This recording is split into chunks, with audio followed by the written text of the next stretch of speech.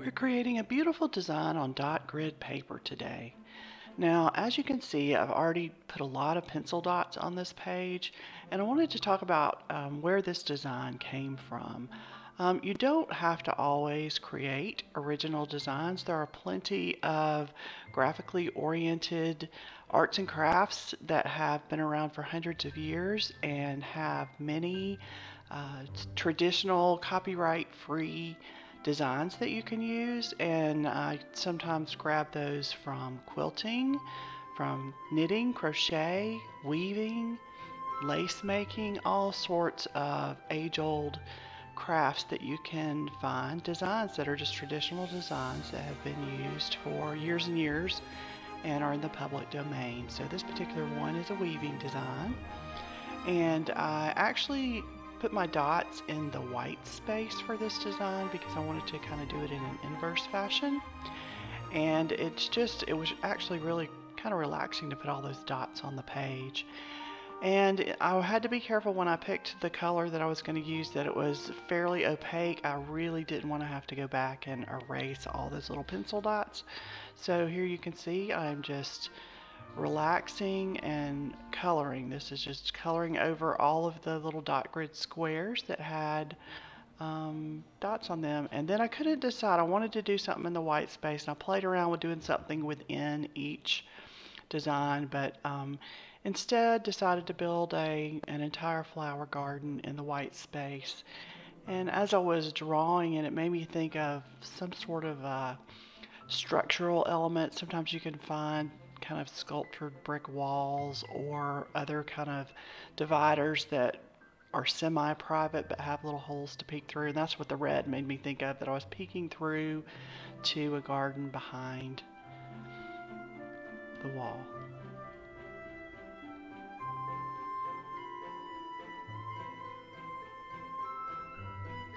If you're enjoying this video, I sure would appreciate it if you would click the like button so YouTube knows you're enjoying it and they'll share it with more people.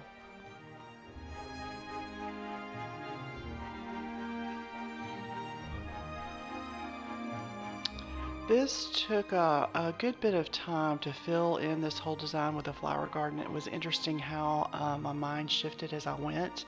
When I first started, I thought it was important to make sure that the flowers behind in the white space ended up being fairly dark. But as I went, you'll see as I go, I end up kind of changing my mind. I was doing this at different times in different places. In a little bit, you'll see I ended up having to sit at the kitchen table because I was helping with a household project. And in between the need for my help, I was at the table drawing.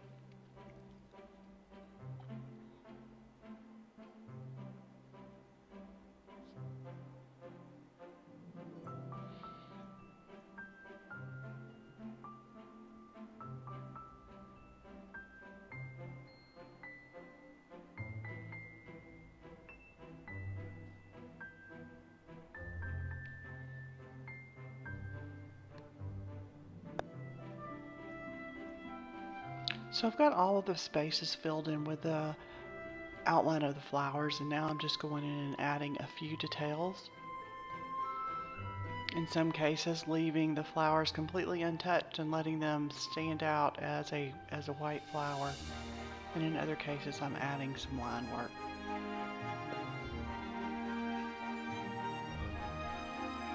Now I decided that it was kind of a little bit not defined enough, the red, so I went around each area and added some black pen to frame it out really nice.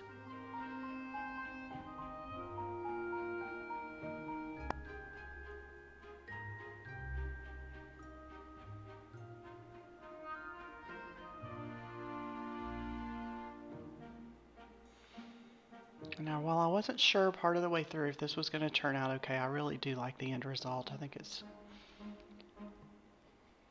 your eye travels all over the page looking at all the different kinds of flowers.